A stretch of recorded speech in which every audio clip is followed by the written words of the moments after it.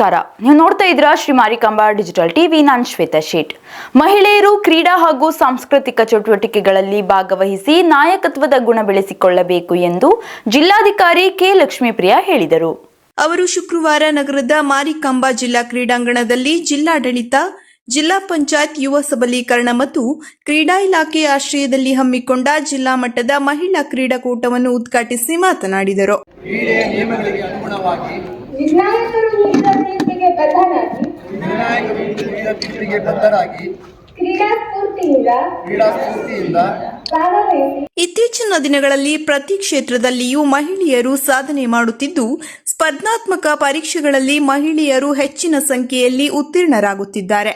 ಛಲದಿಂದ ಪ್ರಯತ್ನಿಸಿದರೆ ನಾವು ಇಷ್ಟಪಟ್ಟ ಕ್ಷೇತ್ರದ ಸಾಧನೆ ಮಾಡಲು ಸಾಧ್ಯ ಎಂದ ಅವರು, ಮಹಿಳೆಯರು ಬೆಂಬಲ ನೀಡಬೇಕು, ದೈಹಿಕ ಆರೋಗ್ಯಕ್ಕೆ ಹೆಚ್ಚು ಒತ್ತು ನೀಡಬೇಕೆಂದು ಹೇಳಿದರು.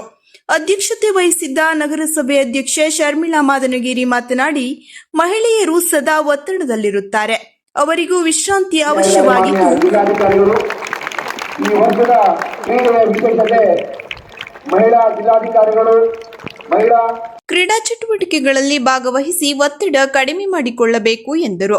ಇನ್ನು ಸಹಾಯಕ ಆಯುಕ್ತೆ ಕೆವಿ ಕಾವ್ಯರಾಣಿ, ಶಿರಸಿ ಶೈಕ್ಷಣಿಕ ಜಿಲ್ಲಾ ಉಪನಿರ್ದೇಶಕ ಬಸವರಾಜ್ ಪಿ, ತಹಶೀಲ್ದಾರ್ ಶ್ರೀಧರ್ ಮಂದಲ್ಮನಿ, ನಗರಸಭೆ ಪೌರಾಯುಕ್ತ ಎಚ್ ಕಾಂತರಾಜು, ಬಿಇಒ ನಾಗರಾಜ್ ನಾಯ್ಕ್ ಮತ್ತಿತರರು ಹಾಜರಿದ್ದರು. ಯುವ ಸಬಲೀಕರಣ ಹಾಗೂ ಕ್ರೀಡಾ ಇಲಾಖೆಯ ಸಹಾಯಕ ನಿರ್ದೇಶಕ ರವಿ ನಾಯ್ಕ್ ಸ್ವಾಗತಿಸಿದರು.